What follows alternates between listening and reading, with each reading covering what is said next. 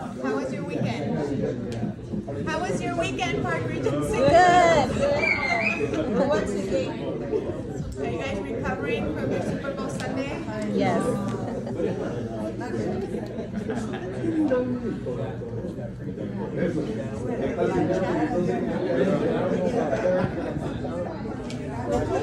He's like, can we reschedule?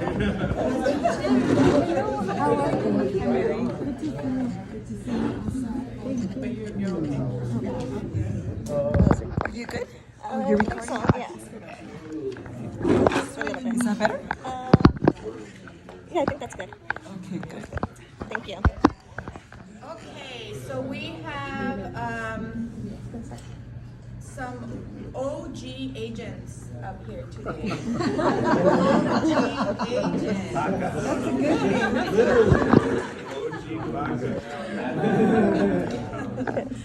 Yeah, they've been at Park Regency for some time now. I've watched them and I've always been inspired by them and always seen what they've done with their businesses. And honestly, like all of them have this cool, calm, and collected energy to them that I admire very much because we all know what this business is like, and to see people around you that can keep so calm and still stay on top and also really, really approachable. Some of the nicest people here at Park Regency and very, very helpful. I think you guys can all agree if you come up to any of these three agents, they're always willing to help you. So welcome Hector Palacios and Rodney and Nelly Gonzalez. Welcome. You have to wait for La Reina to arrive because we can't get started without the queen, right? Okay, so we'll get right into it. We'll start with Hector. Hector, how long have you been in the business? I've been this is my 30th year, and I believe this is my 16th year here in Park Regency. Wow, congratulations. Thank you. And how did you get into the business? How did you get into real estate? The way I got into the business is my parents purchased a home, and the gentleman that assisted them by purchasing the home walked them through the whole process, and I was there present. So I really liked the way he explained things. So I asked him why he liked the business, and we went over in detail, met with him, and got my license and started working with him. Okay. And so you've been doing real estate straight for 30 years. Did you ever do anything else? Did you ever leave the business, come back, or? No, I never left the business. In fact, I started doing that part-time the first few months, and I sold 2 homes within the first several months, and then I was recently married, and I told Maria, we're going on a nice vacation, and then the gentleman that I was working with, he says, you should go on a short vacation and just quit your job. So that's what I ended up doing. Gave my 2-week notice, and just went in at full time. Wow. Wonderful. And then you started at Park Regency, you said 16 years. Approximately. Okay. Exactly. What brought you over to Park Regency? I had a few transactions with agents here at Park Regency, and they tried to recruit me. And I was very close to going to Pinnacle. In fact, they had already handed me a key, and for some apparent reason, at the same time, Bicycle Bill had me interview with Joe, and he sold me on it, and here I am, 16 years later. Yeah, we're lucky to have you. Thank you. Thank you. All right, and Rodney and Nelly, how long have you all been in the business? This is year 20. So you got 10 years on Thank you. Wow, both of you. Yeah, actually, she's 19. 19 You're years. up. Okay. Have you guys always been a team, or were you Yes. independent at first? No, always. Always a team. Oh, okay. And did you start with Park Regency, or? Start. Really? Start and end with Park. Oh, wow, I didn't know that actually. Okay, what brought you all over here to Park Regency? Actually, no, I honestly, I think somebody else said I looked them up in the yellow pages. And The yeah, yellow pages? seriously, I wanted to go talk to like three Uh-huh. different companies. I went think Ron Practical, I forget who else. Like 2 or 3, but when I got here, you know, Joe convinces you to Yeah. sign up right away. Yeah, yeah. Okay, awesome. Anything you wanna add? No. About your start here at the Regency, anything? Rodney was already here and he just told me Quick you go. this. It was tough. It was tough for me. Yeah. We'll get into that. Okay, wonderful. And Hector, so can you tell us a little bit about what your business model looks like? Maybe things you've tried, things you've let go of. You've been in the business for so long, so you have some experience there at what's worked for you, what hasn't. What's your current business model? You know, what I try to do, I think my business is very similar to Nelly and Rodney's, and we sat for several years in a room back here, this back office, and I learned a lot from both of them. And I think our business model is very similar. We try to take care of our clients as much as we can, and we place our clients first before commission, and everything just, you know, ends up working out, right? And people feel it, I think, when they know that you're looking for their best interest.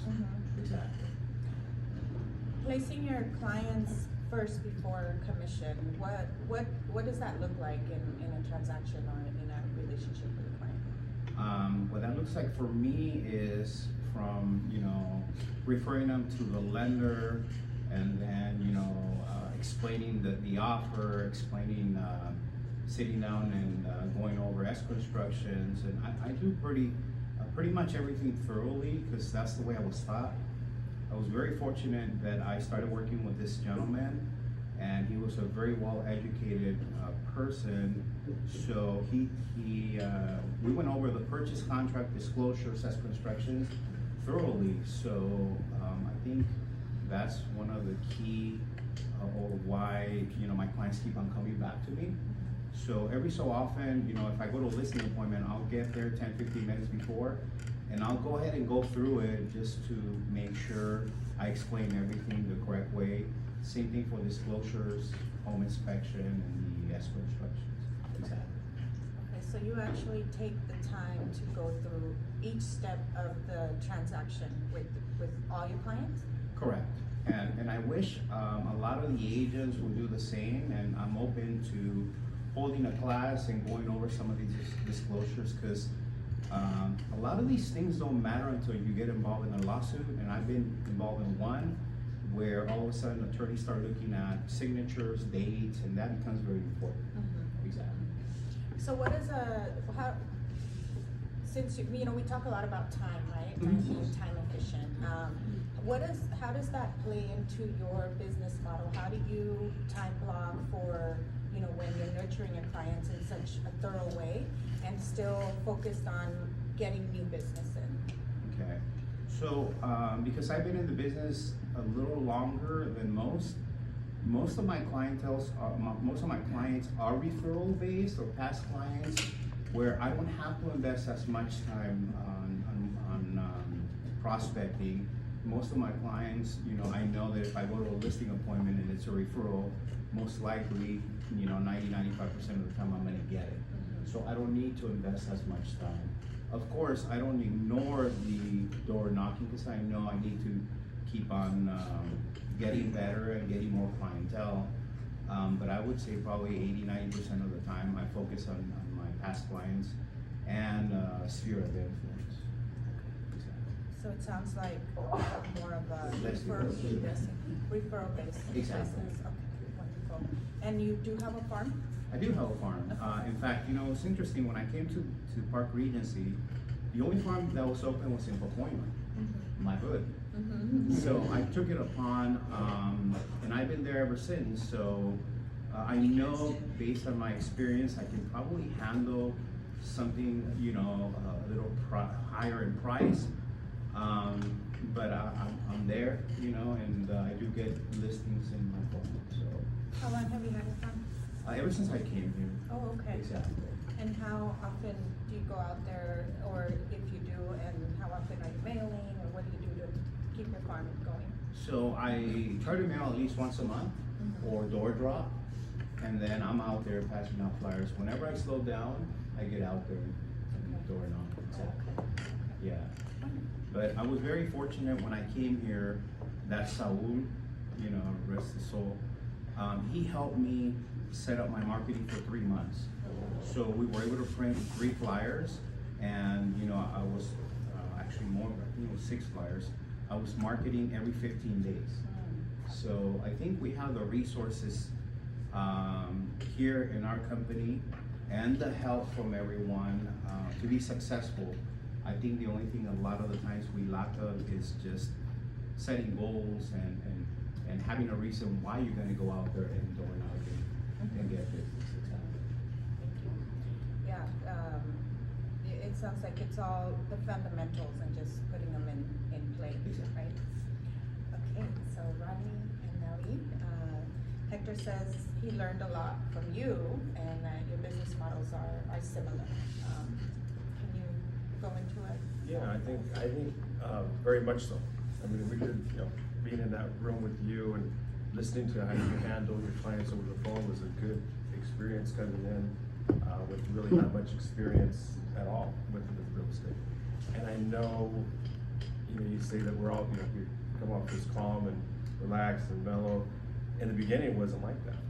You know, in the beginning, I got very emotional about the process, about somebody canceling or a problem with the inspections. And we talked a little bit with Hector, and he'd give us some advice, and just listening to him on the phones, you know, through probably 5, 10, 5 or 8 years to get into that mode. Hey, you know what? It's not the end of the world. Things happen, and just continue moving forward. So I think our business models are a lot alike in the fact that we do handle our clients basically the same way. You know, we take them through the process, explain the contracts to them, the escrow instructions. We go through pretty much everything, just like you just mentioned. And I think that's what keeps a lot of our clients coming back and bringing to our business. So I think definitely that's a big, I know a lot of agents don't do that. I think it's very important that they do, because like you said, I haven't been into many lawsuits, but I understand that that's probably gonna be the one thing that they can take apart or pick apart that'll get you in trouble. Nelly? Ladies, take we're it done. over. Let's go, that's fine. No, I think we'll learn from Hector a lot too. Yeah, so it was nice when we were there together, sharing. And we still, to this day, we Yeah, go we do. up visit him in his office and he comes to our office. Yeah. We just bounce things off each other. I think we do have a very good relationship, you know, and we learn off each other. That's wonderful. I mean, I think it's admirable to look at your businesses and the longevity of them, and that your model is a little bit different than what we hear, right? Sometimes with, the time blocking, and not to pay so much attention to your escrows and not pay so much attention to your paperwork, because it's just gonna take time away from making money. But it sounds like this is also a strategy to make money, right? Because this strategy or this business model is more referral based, which I think in the long run you kind of want, because maybe you don't want to be door knocking, and whatever. But so how? And I'll ask kind of the same question again, because it is so time consuming to sit with clients and explain, and if a client is nervous or if a client's not understanding something, obviously it takes a little more time. How do you manage your time with that? I look at it a couple different ways. I mean, in the whole process, how much time does it take to explain escrow instructions or the contract or this? And then one time, once you explain the purchase agreement, once they know the next 2 or 3 offers are gonna write, it's all the same. So I think it's not that much time blocking. I mean, okay, a couple hours for, an hour and a half for escrow instructions, an hour and a half for a contract. Explaining and going in with the consultation, for the buyer consultation, a lot of that gets explained already right there. So it's just, going through the motions when you're going through the escrow and paperwork. I don't think it's, just as long as you put it out there and time block it, it's maybe, a few hours. Okay. So it's kind of rolling with whatever comes up in the escrow. If the client needs a little more help, you're setting time aside for that. So it's not necessarily, and I don't know, is it where, like, after 1 o'clock you're handling clients, or if it's something that it has to happen at 9 in the morning, you're handling it? Or do you guys have boundaries, I guess, with all of this? We don't. No, I know, we don't, no. Yeah. Okay. I don't either. If someone calls me and asks a question or is concerned, I answer the phone. For the most part. Okay, that sounds like this works for you. Yeah. It also sounds like you all, are very professional. So with that professionalism comes a little more control of the client or what's going on, and they feel comfortable with you. Would you agree? I think it's also about setting expectations when you first meet the client. Okay, can you talk on that a little bit? Obviously, we let them know when we're available. I mean, obviously, we're not gonna be available, at any given time when they just call and say, hey, can we meet? It's more of, hey, this is how our schedule works. And again, we wanna work with their schedule also, so if they, if they say, hey, I work till 5, I can't be interrupted during the day, okay, we come after 5. So, and then just obviously set the expectations on, you wanna meet or talk, once a week, do we need to have two conversations during the week so you feel comfortable, and just, basically setting those expectations like that. Okay, wonderful. Hector, anything you want to add to that? Well, for me, I think the initial, meeting is very important because that's when you have to take control. Of course, there's situations where you have people that are very analytical. In fact, we just closed one where, the lady was very analytical. And for me, what worked best is just meeting with her and showing her the offers that we had, what we were gonna counter, and just spending a little more time so that way we don't have any issues at the end. So that works. Exactly. So both of you have kind of said, setting expectations and taking control. Yeah. For any newer agents or agents that struggle with, because we all know we have the clients that want us to be available right away, or will try to lead the transaction. How do you do that? How do you have the confidence to set the tone for the transaction and show them that you're the professional and that you could guide them? I would say it comes with experience. We've been in situations where so many times, even though you can't say you know it all because there's always something new that comes up. But I think it's kind of important for someone new in our business to work with someone that has the experience, and just take a step back and let us show you, what we do so you can learn it. I was very fortunate when I first started that I went to listing appointments with 2 or 3 different people, and I shared the commission, but what I was trying to do is just learn. Because, that's, it's very important, I think, for me. I would say probably stick with someone that has been in the business for a while and just learn from that. I think it's, when you show and you can show your value basically to the client, and you show your value and you're confident of what you're doing and you have the experience like Hector said, you can lead that way and they'll follow. So I think that's big, to really have that, show that value. And go and give them stories. You've been 30 years, we've been 20, you can tell them exactly how something happened and give them that experience of what just happened, and they'll understand. It's easier that way. Yeah, and you all have said that you know the paperwork really well and you guide your clients. You think that plays a role? Absolutely. In being able to take control or guide the client? Yeah, I do, Yeah. because they don't know the contracts, they don't see it, they don't do this every day like we do, so being able to explain it and thoroughly get them to understand what they're getting involved in, it's, again, gets you that control sense. Yeah. And actually, I didn't even touch on this, so yeah, experience you both have. Hector is number 11 from last year, and then we have some consistency here, so we'll start at 2005, which is, so big 5.3 million, 2006, 10.1 million, 2007, 6.3 million, 2008, 6.4 million, 2009, 8 million, 2010, 8.1 million, 7.7 million, 6.3 million, 6.4, 8.7, 9.9. You jumped to 13.4 in 2017. And then, let's see here, 2021, 20.6 million. Wow. And then 2024, at 10 million, 10.1. So this last year, my son's here, so it was the worst year of my of my career. Don't want to share so much information. Actually, believe it or not, I think last year was probably one of the best years that I've been in the business because I was able to purchase 3 investment properties, 2 which I flipped and 1 which I kept. So it was probably one of my best years, honestly. Exactly. Yeah. And then Rodney and Nelly, number 8 last year.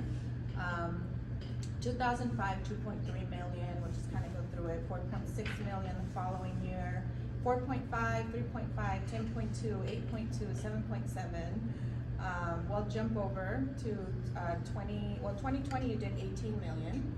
And then 2022, 10 million, 2023, 11 million, and then 2024, 11.9 million. Yeah, it's amazing. So definitely, your business model works. All right, so yeah, definitely. So what is your? You said your son joined you. What do you have a team or? No, he doesn't want to join me. Wait, you That's don't the want to problem. join He him? doesn't want- No, it's just me and Elena. Elena, with all the changes of our business relating to paperwork and the structure of our business has changed, the model. So I think she's a great asset to me because she knows all the paperwork fairly well, and she's able to assist on that end. I don't have to spend a lot of time in gathering, all the paperwork. I still think it's important for maybe someone to have a TC, but to have just the TC do certain paperwork or certain aspects of the business. I don't feel that a TC should be meeting with the client. That's my opinion. Everybody can do whatever they want, but going over the contract or escrow instructions, I think that's what we get paid for. Mm-hmm. Exactly. And Elena, how did you find her? My son's girlfriend. Oh.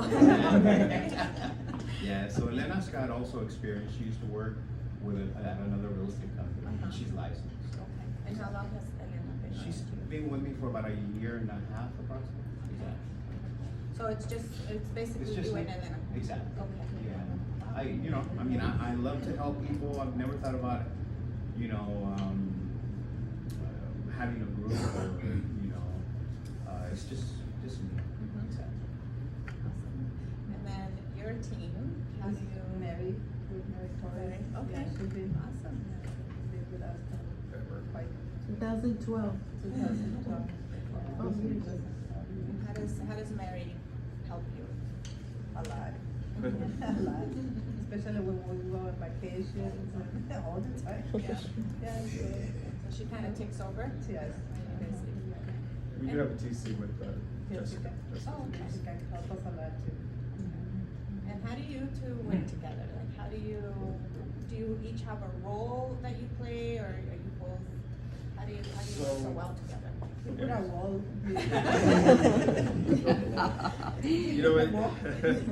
It's interesting because in the beginning it was very challenging, very difficult when she came on board. I think it took a few years before we actually just flowed into like what she does and what I do. Obviously I go out and door knock and I'll call the past clients, and she was, what was it, back in 2007, she really took on that short sale Mhm. role. Mhm. And she went through and learned everything about short sales and really managed to do a lot of transactions. I gotta say, between some of those years after 2007, probably like 4 or 5 years after that, the only reason we were in the top 10 was probably because of the business that she was pulling in from short sales. Wow. It was huge. So you each have your talents that you work on. Sounds like. Yes. All right, and so what keeps you guys inspired? You've been in the business so long, Hector. What keeps me inspired? 5 kids. 5 kids. So I'm the sole provider of my home, and I have a big commitment to my family. So that's my inspiration, is my family. I mean, I do have personal goals that I want to attain, but primarily it's my family. Exactly. Do you have a morning routine? Do you have a daily thing that you do for your mindset? Anything for the mindset? I go to the gym. I'm usually up around 5:30, and I usually go to the gym between 5:30 to about 6:30, 7. Exactly. Okay. Yeah, that helps. And how about you? Do you have what keeps you inspired? For me, it's obviously, family is important and being able to take care of the family, but also, looking forward to retirement. Really, not retirement, you don't retire from real estate, you always do it, just to back off and ease up a little bit on what we do and, take more vacations and be able to, go where you want to go, when you want to go, without worrying about how much you're spending on it. I think is what really drives us to start saving more, invest in other real estate transactions as far as like more rentals, and build that portfolio so that we have passive income coming in every month, and we don't have to really be too concerned with being in the top 10. What keeps you inspired? 4 kids and 4 grandkids. Yeah, same thing, and vacation. Vacation. Yeah. And do you have anything for the mindset? Any daily routines So yeah, that you stick go ahead to? first. Yeah, in the morning, just do affirmations, and 3 things, every morning I do 3 things, because we are in an accountability group, and we've been doing these 3 things that we pray for every day. So, and then that's been working for me, like, doing more, like, it kind of gives you like energy, like a reason to, keep going, because sometimes, like I think, last year, 2 years in a row, I think Rodney's been doing everything. I don't think I've been helping a lot. So, Mary and Rodney is keep it going. I've been more like in a cocoon, being in my desk and doing paperwork and not really doing what I'm supposed to be doing. And I feel that way. And by being in the accountability group and doing this affirmation, this being grateful for, it's kind of like, you know what, you need to move, you need to do something else. It's not what I'm used to do, I'm not changing things. So, How long have you been in the accountability group now? This new group since the beginning of the year, almost the same girls we've been doing for a year prior, but I think this year we changed, tweaked a little bit, and it's been working. That's great. And since you've been in it, what changes did you see for yourself, since you've been in, because you said you were in reform, what changes did you implement, if any, yet? Yeah, I think doing the affirmation, something easy to do and that you don't think it matters, because it's like, what is it, like, it doesn't matter, but it does matter when you do these things. And I think by doing it, you kind of, for me, open my mind and say, you know what, I'm gonna go and do what I put in my schedule to do, because before I was doing it, I was doing the accountability, I put things in the schedule, and at the end of the day, I say, okay, I marked this, I didn't do it, and then it was okay. Nobody say, hey, why you didn't accomplish what you're supposed to do? So nobody was calling me out, and this year we say we're gonna do it. So that's the big change. So the accountability is Yes. what's helping you stay on Yes. track. Okay, that makes sense, so, amazing. And you have? Yeah, you know what, I think accountability is huge. I think, everybody should, get involved with somebody or a group and be accountable, because I know a lot for me, a lot of times I let myself off the hook. I put down, I wanna do this, and this in the morning, and I don't, just let it go, it doesn't matter. It's not gonna make a difference, I'll start again tomorrow. But when you have that accountability, I believe that's really important, because I think, for me, human nature is, I don't wanna let somebody else know. So when I have somebody I'm being accountable to, things get done. And I've been working with somebody now, being accountable, we have this group together. So my day starts at 5, do a little reading, a little meditation, take a walk, and come back and get ready to go. And then when I'm doing my walk, I'll do affirmations. I have the YouTube app. Wonderful. Is your accountability group here or Yeah, outside of here. the yard? Oh, okay. I read a book, Pat's book, what's that? Psychology Money.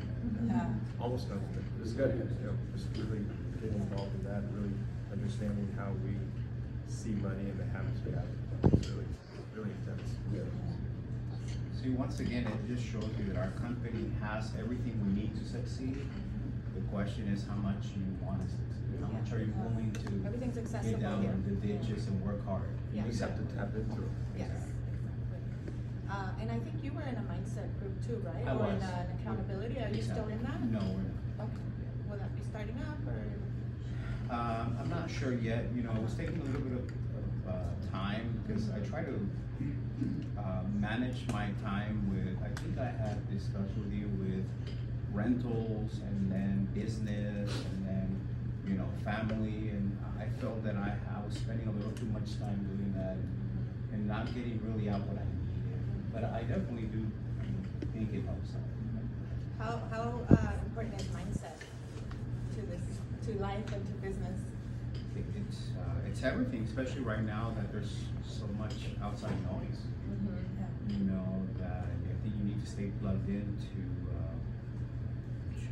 make sure that our businesses still continue to move forward.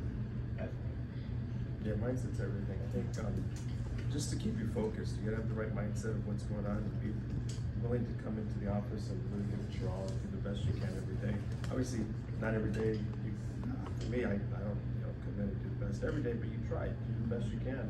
And, if that morning routine it sets the stage for the day for me. So I feel energized, I feel good, I feel ready to go. So, but mindset is definitely a big key.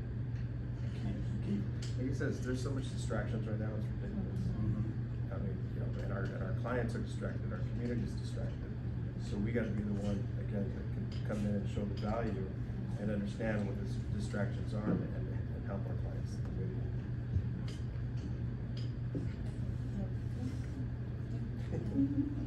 You know, I copy that. You copy that. I noticed that sheet, can you show it to the? Every year I do that. So they still Ken's use Kool-Aid. this, they still use the Kool-Aid sheet. How many years, Are you Ken? all familiar with this? Gotta be at least, 18? 18 years?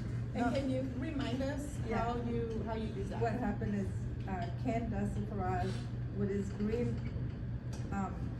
the pink is the thing that we did last year. Mhm. The green, if we go to the green, is the new. The new goals? The Okay. new goals. So every time that we close escrow, okay, are we at the green? So we're Yeah. gonna be in the green. Yeah. So that's. And keeps it just simple, keep it right? simple. Keeps You it know, simple. like, oh, no, we still, so we were sure, like. No, I think it's wonderful, and this day and age when we're looking at a bunch of different ways of, running our business, how do I do this, how do I do that, there's technology and there can be a lot of noise and it gets fuzzy, right, as to how to get started, when there's actually simple tools that we can use to get started, and as you continue doing this and it becomes a practice, then you can move on to tools that help you in a more efficient way if you want, but at least start with something, and like you said, Park Regency has everything you need to get started, so. All right, we'll open it up to questions. I have a question for the three of you. So you both mentioned that you focus on your sphere and the majority of your business. I know you said it. I'm pretty sure it applies to you both as well. A lot of your business comes from referrals, most. So my question is, what do you do? How often do you follow up with your sphere? And like, how often do you call them? And do you send them any marketing material? If you do, how often do you send them marketing material?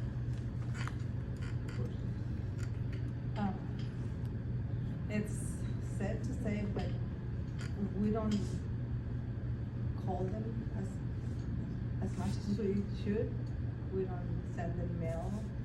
But the most important thing, when we have a client, we have the first transaction that we have with them, we do everything. And they feel it. And they keep going. Sometimes they call me and like 8 years later, sometimes their kids call us, they're buying a property.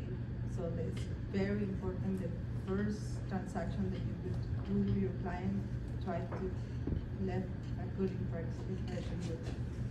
They remember you. They remember you. For me, I have a database, and once a month, they get a monthly newsletter. And then in December, I send out calendars. So that's what I do to my Do you students. call them? You know, I'm the type of person that if I'm thinking, in fact, something interesting happened, I was thinking about Adriana a few days ago, and she didn't come to the office, so I called her just to make sure she was all right. But I'm the type of person that if I'm driving, going somewhere, and I remember a client or someone, I'll pick up the phone and call them just to see how they're doing.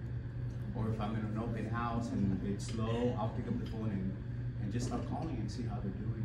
Exactly. I have to say I was so surprised when he called me. I was like, "Hi Hector." He's like, "How are you? Is everything okay?" Yes. I was like, "Yes, why?"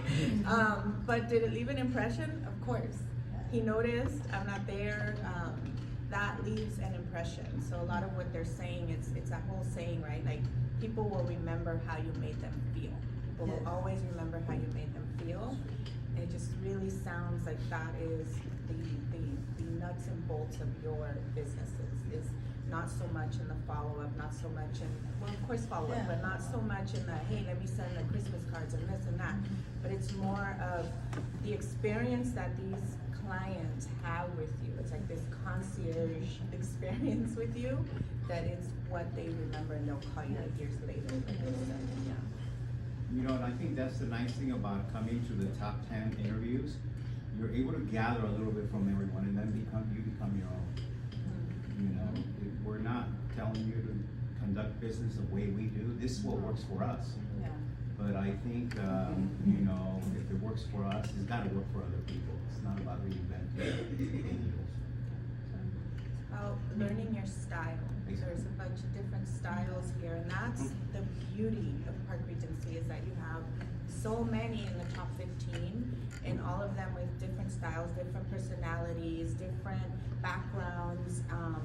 And I think it's Jim Rohn that says you're gonna pick up stuff from different places, from different people, from different inspirational speakers, all that, and then it's up to you to implement it and create your own style from it in your own business. And people are willing to share it. Yeah. You know, I remember at first Scott Edelstein, when he came from another office, he was a little strange, and you know, I had a few situations where, you know, I thought he was kind of weird the way he acted, but now he's changed completely. You ask the guy, you know, a question in regards to business or, you know, marketing, the guy's willing to share, which is great. 100%. You know, Carrie's also a great example, and he's willing to share as well. Exactly. Patrick. Question for you guys. Mine 50 years of experience in the business, right? And, you know, to say that, you know, it sounds like the business, not necessarily on autopilot, but you get a lot of business from referrals and, you know, the like, you know, bottom line, let's say you're starting on day one in the business, right? You don't have the 50 years in experience. What do you do every day? What would you do every day if you came in, today's day one, in this market? What would you do differently if you were just brand new coming into the company? Because it's easy to say, hey, you know what, I'm gonna get business from, I know business is gonna come from somewhere, but if you're brand new walking through these doors, what would you do? And I wanna hear from all three of you guys. And Nelly, I'm gonna just say this out loud before you answer. I think Nelly's crushing this interview because this is probably the most I've heard her speak. And I'm so proud of her, right? And I see truly the brains behind the organization. Oh, okay. So literally, I wanna know, what would you do differently if today was day one? You know what, for me, I'd be more open to take that leap of faith and just do what Park Regency has, or do what they have and do what they say to do. You know, I think. And what is that? Which is, you know, again, door knocking, talking to more people, making the contacts, and then just really understanding and understanding the concept of what we're doing here. Again, contracts. I think, you know, your contracts class we used to do way back in the day. I thought it was huge because it really explained to me, and I got to understand exactly what I was explaining to my clients. So I think to get the confidence you need to go out there and talk and have a conversation with people starts coming in the door. First thing in the door. You come in, you talk to different agents, you just go one-on-one with people, and really, like you said, everybody has different ways of working and making this work for them. You just got to figure out what works for you. And again, going out there, the door knocking, the contacts, and just the follow-up. I mean, again, I started off not knowing anything, going all over the place and losing my mind, but you fall into the patterns. But once you start talking to more people and taking a little bit of their experience and blend it with yours, you know, I think that's the key.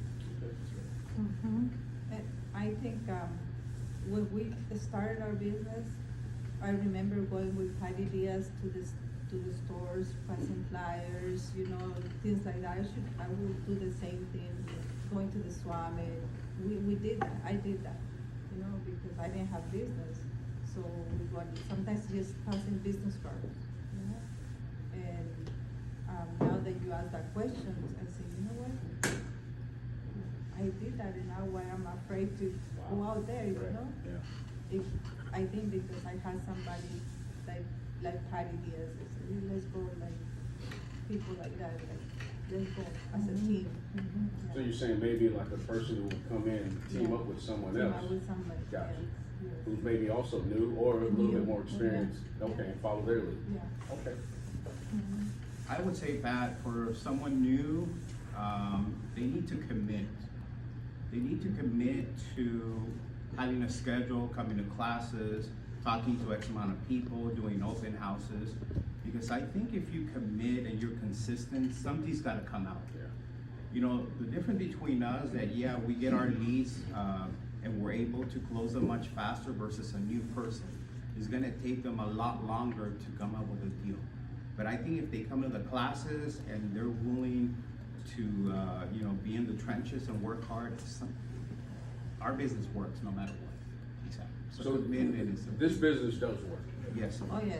Just doesn't work necessarily on day one. Correct. No, Right. no. Okay. Yeah. You go through a lot to get where we are. Yeah, good, okay, thank you.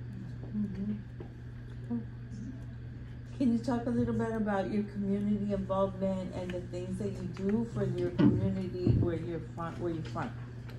So, Mission Hills always gets our newsletter, actually brought one here. It's different than what everybody else is putting out, I think. I put a lot into it. And I think of topics to present to the community in ways of, you know, if I was in the community, what would I want from a local realtor? You know, what is it that, if I'm a homeowner, what am I looking into? And I think right now, one of the biggest things is like the insurance. You know, insurance is huge. I just, I checked my mailbox and I got a letter of premium increase. for my apartments in Arizona. I'm like, what the hell? So anyway, that, and then I think in this newsletter, we talked a little bit about when people inherit a property, you know, what should they be thinking about, what can they do? So all those, I'm just trying to bring value to the community. Actually, it's crazy. Last night I got a text because my newsletter just hit. I don't know if I showed you. Can I show you? Hold on. Anyway, she said, basically, thank you for the information you bring to us, and she's not interested in selling, but you know, she really likes the information we give her. And I basically responded that, you know what, that's our job, that's what I want to do, and if you're not ready to sell now, maybe some family member or friend, maybe you can refer us. So that plus a lot of different activities we do, not activities, but events in the community. And we're in contact with that plaza right there in Devonshire and Sepulveda. Olivo. So we'll do, yeah, the Olivo Plaza. We do a Christmas event and a back to school event with them. So, and then obviously ice cream truck and everything else that we've done for years. I think Farno had a question. Oh, sorry, sorry to bother. Firstly, congratulations Oh, to thank you. you all. And I also want to thank you. You three were always approachable. You three were some of the nicest people in Park Regency. I know I Thank you. usually come to your desk and ask you questions, and you are always there. So my question to you guys is there a plan or a practice that you want to implement in 2025 because there is so much changing in the market, related to AI or new practices? And is there a new practice that you want to let go that you have been practicing in the past years? I think for me is mindset, just keep on believing there's transactions being done out there. And, you know, maybe not at the same amount as before, but just keeping that mindset positive, you know, that's what I've noticed for me works, you know, exactly.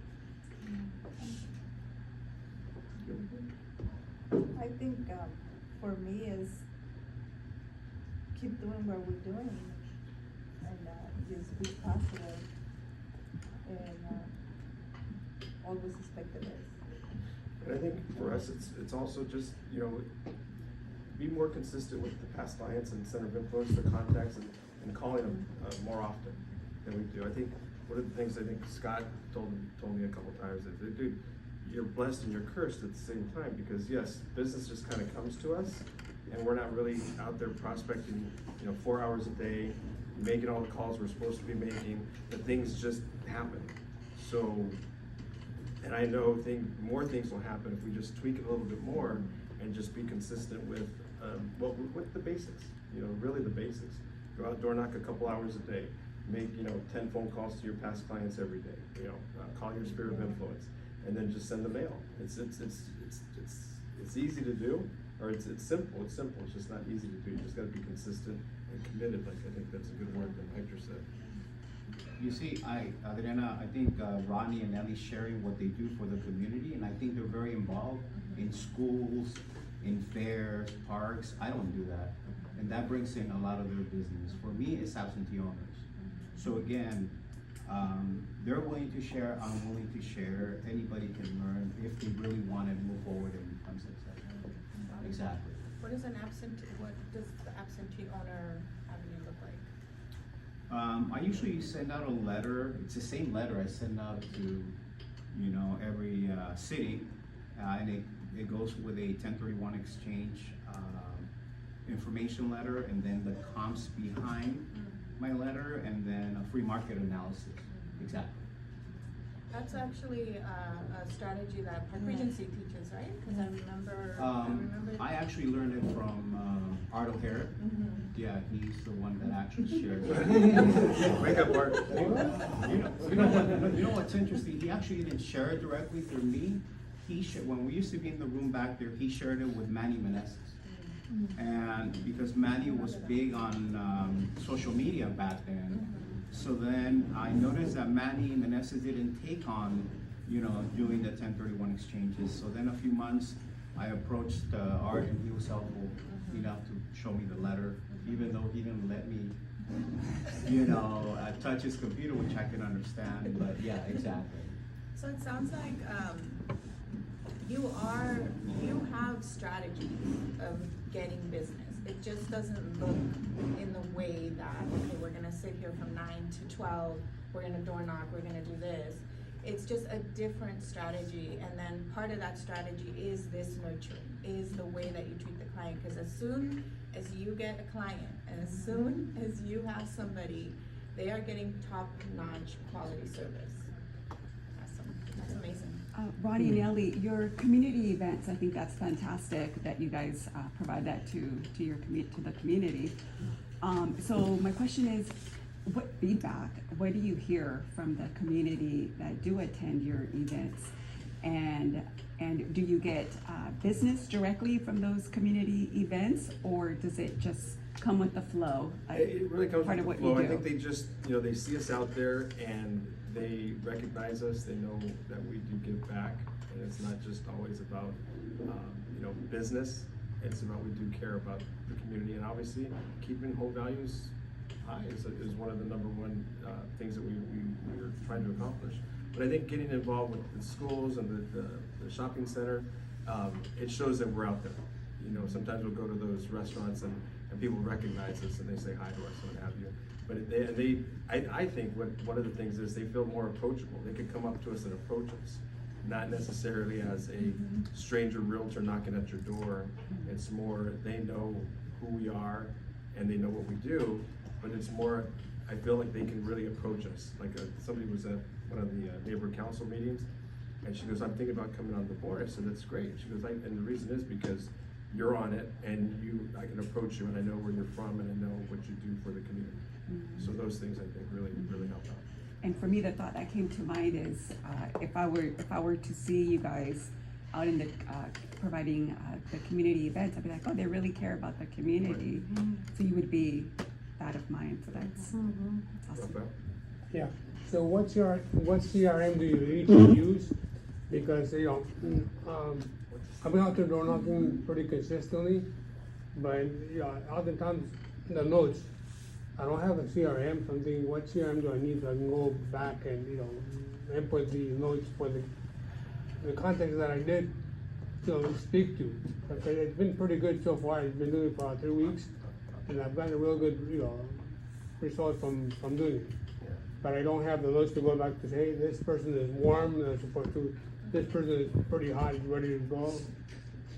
So unfortunately, the CRM I have is Follow Up Boss, but I don't use it to the extent that.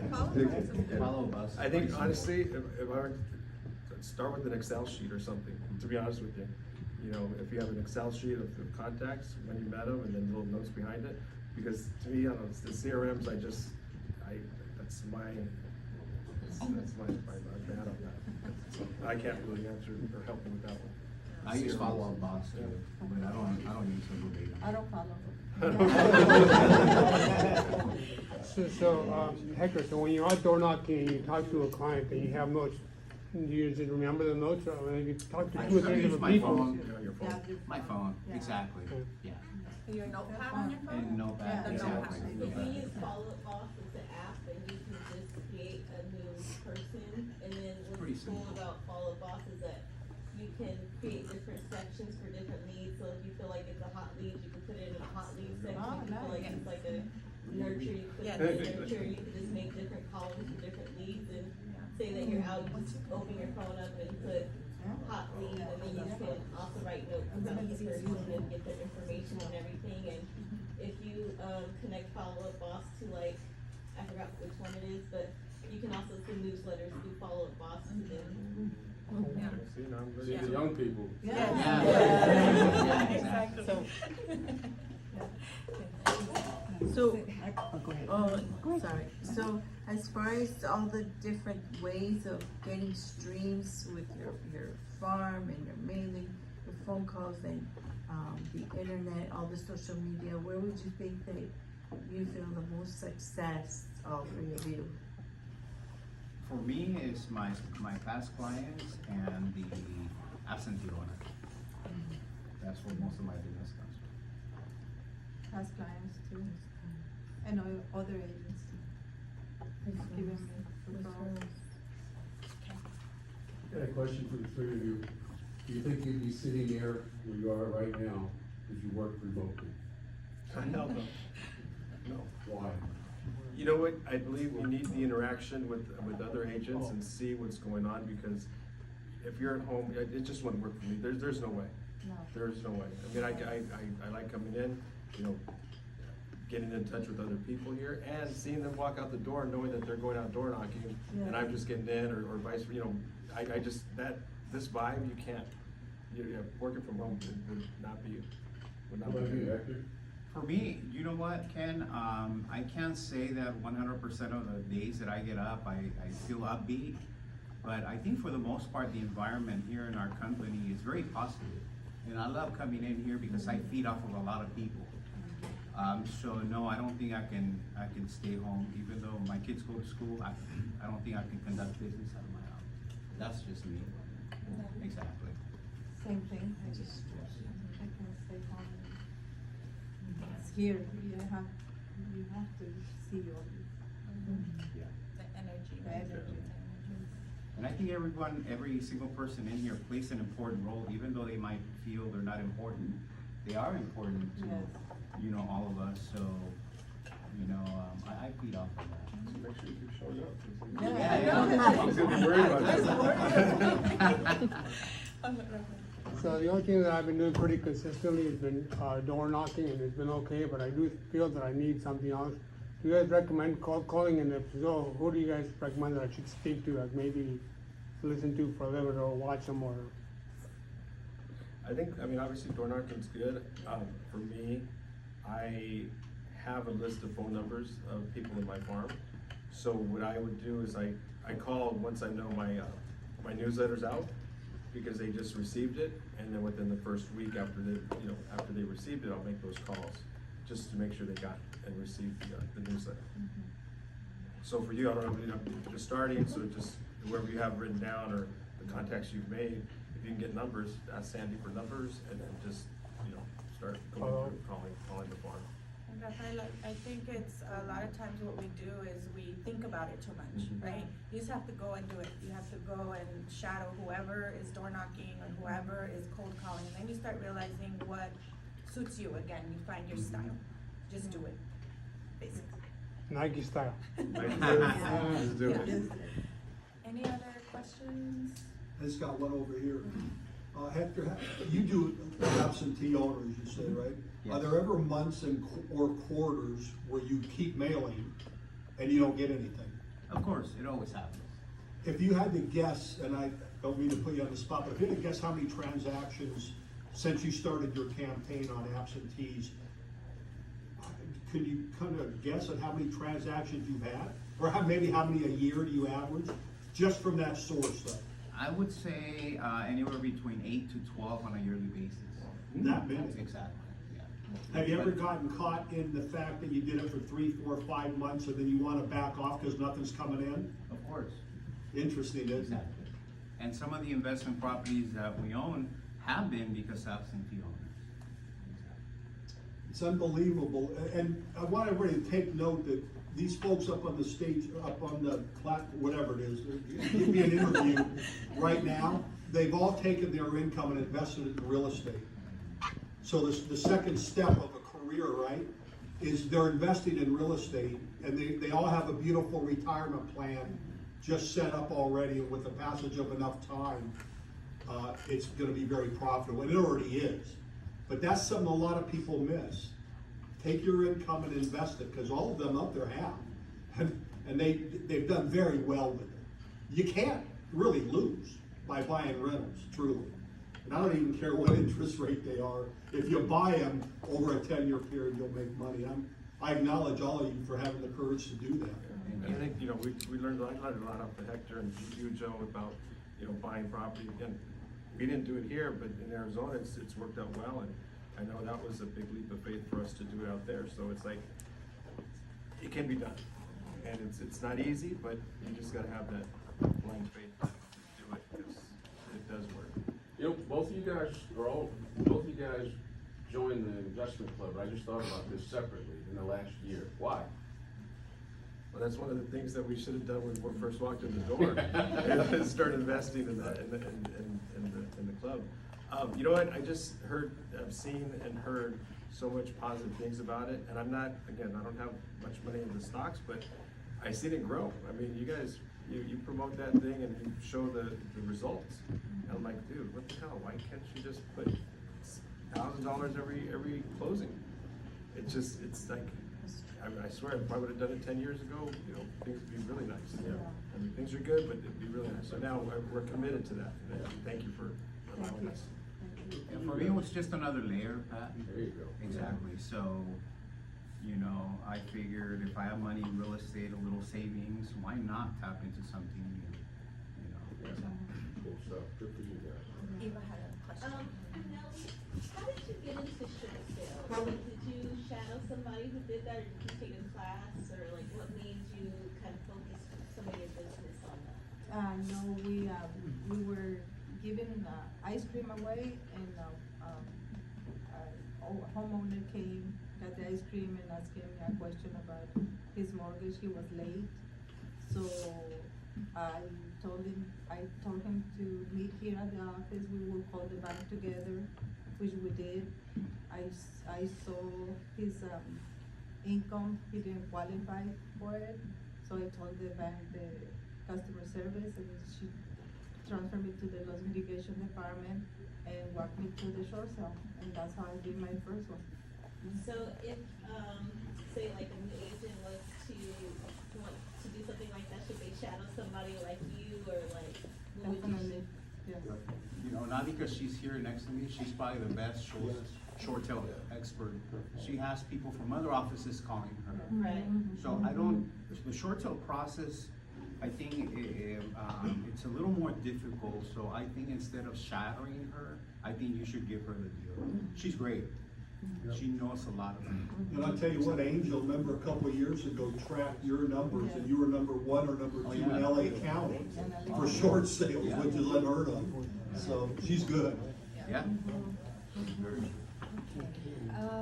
2025, what's something fun, something that you're doing with your families, any vacations planned to end the tournament? Well, I'm going to Hawaii.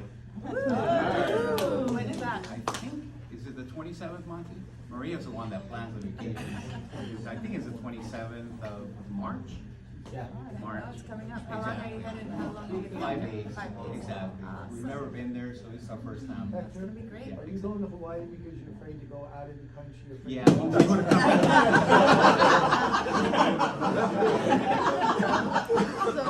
Something like that. We're going to Vegas next week. Vegas next week. All right. Yeah, yeah. Good job.